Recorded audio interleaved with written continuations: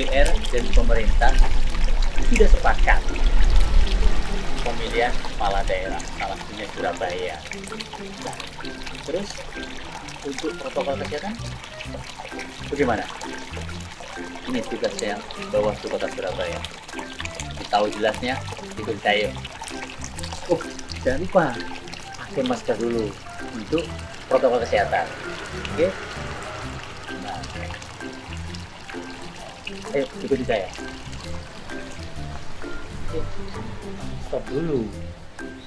Kita harus cuci tangan dulu sebagai salah satu menjaga kesehatan, protokol kesehatan. Oke, ikuti saya.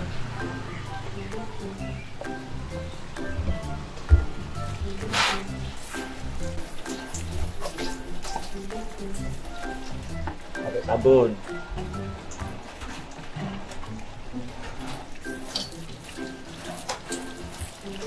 Sudah bersih. Ayo kita masuk ke dalam.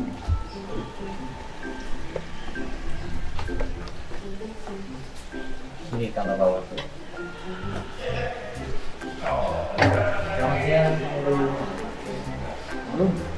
Saya mau ketemu dengan Pak Usman yang terkait COVID, masalah protokol kesehatan, Pak. Ya, Bisa, Pak? Saya bisa diantar dengan Pak Usman. bisa. Ikuti saya. Ini ruangannya Bawaslu Kota Surabaya. Besar juga ya, Pak.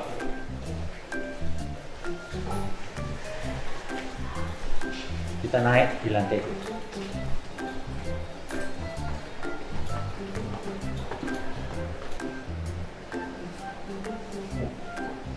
Lumayan besar di kantor Badan Pengawas Pemilihan Umum Kota Surabaya. Jadi kita ini lagi ke ruang Koordinator Divisi Penanganan Pelanggaran. Saat ini saya di ruangan Koordinator Divisi Penanganan Pelanggaran. Kita coba beliaunya lagi apa? Ayo ikutin saya.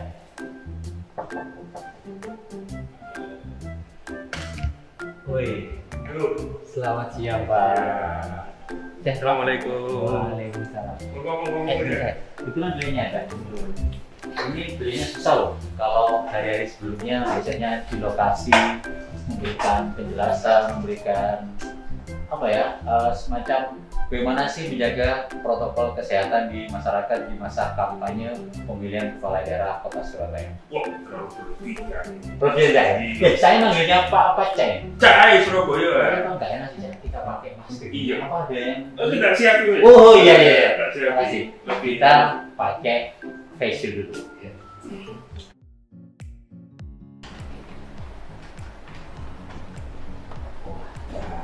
Kan pakai gini kayaknya. Iya. Kalau Kan pakai lebih masker enjoy. gitu ya. Saya manggilnya Cak Usman aja ya. Iya. Lebih kita lebih kelihatan ini Cak. Pak, Cak Usman, ini kan masalah di masa DPR sama pemerintah sudah mengiyakan adanya pemilihan kepala daerah atau pilkada. Nah, apalagi di masa pandemi. Kira-kira ya, iki opo? Dari Bawaslu mau mengantisipasi untuk masa kampanye, kemudian penanganan Bawaslu juga di masa pandemi ini agak susah, gitu loh. Nah, saya dengar informasinya Bawaslu sudah membentuk kelompok kerja COVID-19. Nah, apa sih ya? Kira-kira loh, kelompok kerjanya Bawaslu ini mau yang ditangani itu apa, gitu loh? Oh gitu. Gimana saya? Jadi gini,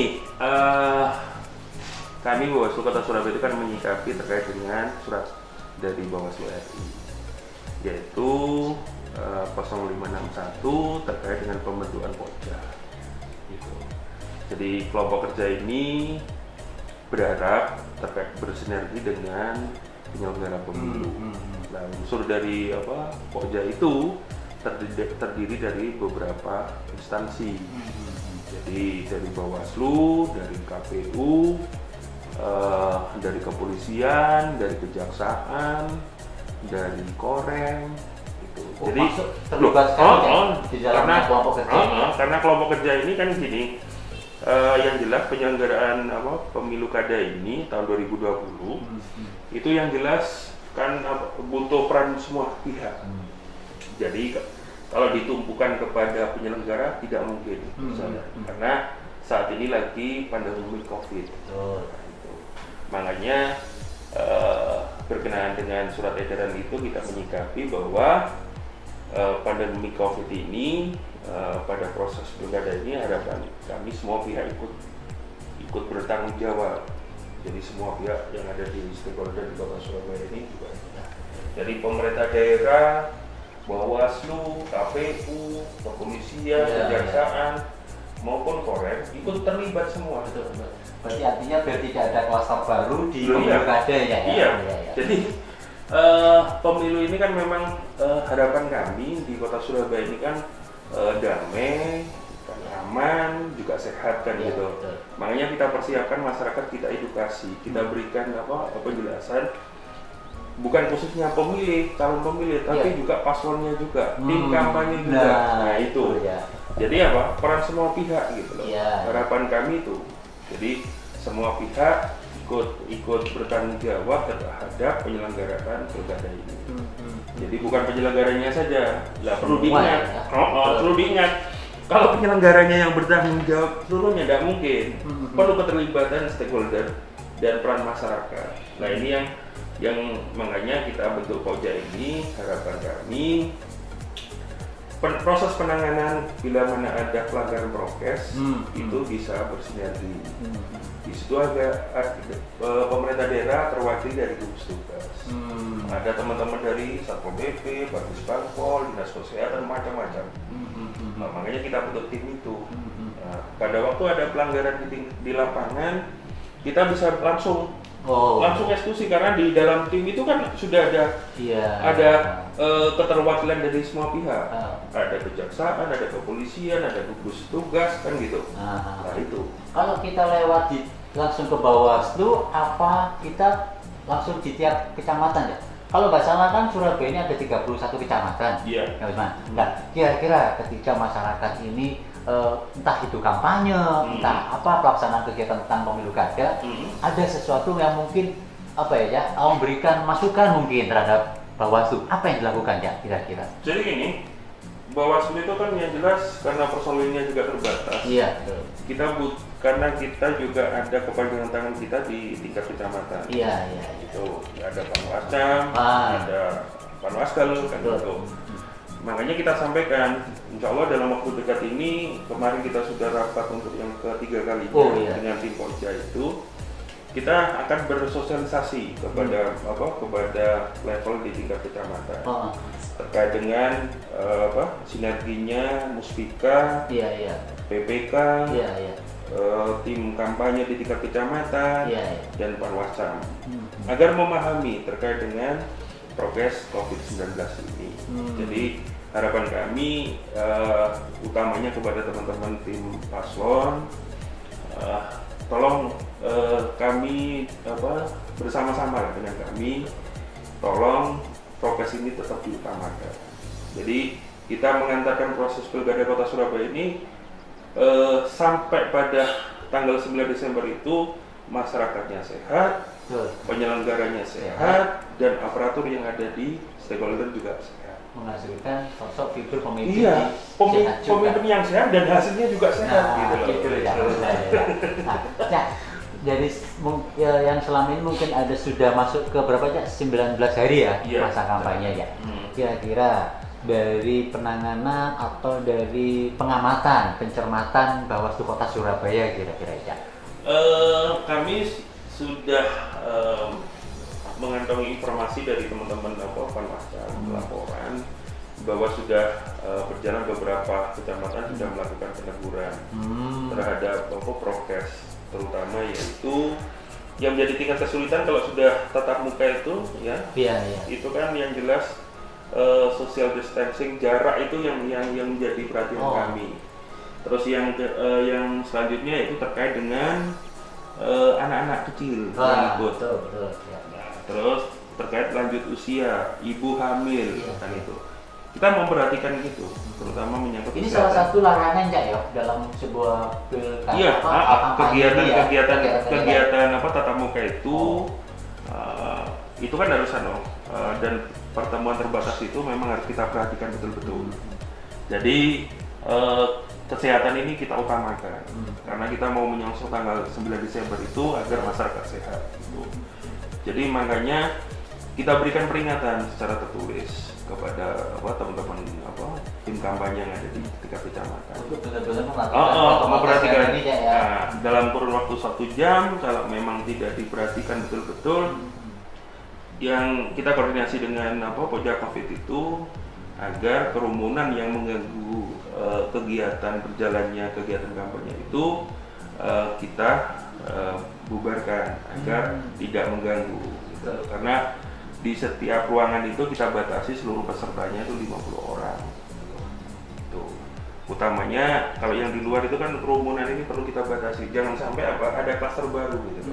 Gitu. Kira-kira batasan untuk ketika menggelar sebuah kampanye, ada batasan berapa sampai berapa orang kira-kira? Tuh, kalau di PKPU 13/2020 jelas sudah. Di situ disampaikan maksimal seluruh peserta. Jadi tidak memandang panitia, pesertanya itu 50 orang. Oh, 50 termasuk panitia. Ya sudah, kan namanya peserta keseluruhan gitu. Tidak memandang di peserta dari luar panitia. Pokoknya di ruangan itu, dan itu juga harus dipertimbangkan luas wilayah, luas ruangannya. Kalau ruangannya kecil terus harus memaksimalkan 50 kan sama saja. Harus dipertimbangkan itu. Terkait yaitu penempatan duduk itu minimal lah 1 meter gitu. Dan jangan lupa 3M itu yang jelas. 3M itu memakai masker, ya. Setelah itu menjaga jarak, mencuci tangan itu harus, karena supaya tidak juga ini kalau masuk ke sini itu juga cuci tangan loh ya. Harus memang harus. Ya kan? Jangan lupa sering pakai sanitizer atau disinfektan biar ya sama-sama untuk menjaga kesehatan di masa pandemi ini. Iya. Kalau mungkin yang habis ini kira-kira yang dilakukan Bawas apa ya? Dalam menjelang masa-masa ini selain turun ke mengawasi kampanye? Bertepatan dengan kegiatan kampanye ini, itu kan seiring ada pengawasan dalam rangka penyusunan DPT. Gitu. Jadi beriringan ini proses ini. Beriringan. Nah, kita tetap memperhatikan utamanya yaitu hak warga negara secara konstitusi, beliau punya hak untuk memilih kan itu. Beliau yang sudah memenuhi syarat sebagai pemilih, dia wajib harus masuk di DPT itu. Kita mengantar proses itu. Jadi kita mengawal dan menjaga hak pilih khususnya masyarakat Kota Surabaya. Terus kalau dengan beberapa koordinator divisi yang ada untuk masalah protokol kesehatan nih, nah, kira-kira apa ya? Mungkin ada semacam kalau misalnya menggelar pleno kan biasanya bahwa sini kan setiap ada penanganan pelanggaran dan sebagainya, apa juga sama diterapkan ketika menggelar pleno ini, caranya juga harus diatur atau bagaimana biar menjadi salah satu contoh lah bagi masyarakat. Jadi gini, ini kan sebagai cerminan kita. Betul. Jadi sebelum memberikan saran kepada masyarakat atau kepada paslon, kita harus menjalankan dulu kan gitu. Jadi setiap kegiatan di tempat kami maupun kegiatan di hotel maupun di kegiatan di kantor, kami tetap standar protokol kesehatan ini kita utamakan. Jadi kalau dilihat di ruang rapat di sana, tempat duduknya ya gitu. Meskipun 5 orang jaraknya lebih dari 1 meter gitu. Jadi itu. Jadi tetap sebagai gambaran tidak hanya menggaungkan jaga jarak dan 3M itu mencuci tangan dan memakai masker. Kami juga harus mempersiapkan diri gitu. Itu harus mempersiapkan diri. Karena apa? Kami tidak ingin nanti di masyarakat kita memberikan himbauan, memberikan sosialisasi, kita sendiri tidak melakukan. Nah, itu. Setuju saya. Jadi ini salah satu antisipasi dari Badan Pengawas Pemilihan Umum Kota Surabaya ini, artinya biar hasil yang kita, kalau saya ambil dari disaringkan tadi, bahwa biar semua tidak hanya penyelenggara ini juga bukan salah satu tanggung jawab dari Bawaslu juga, tapi semua masyarakat Surabaya termasuk pasangan calon semua untuk menjaga protokol kesehatan. Endingnya biar nanti menghasilkan satu hasil pemilu ini pemimpin yang benar-benar bisa memberikan juga satu semacam semangat juga kesehatan bagi semuanya gitu loh. Itu aja mungkin yang bisa saya sampaikan terhadap Bangsa TV. Makasih. Yeah. Kalian.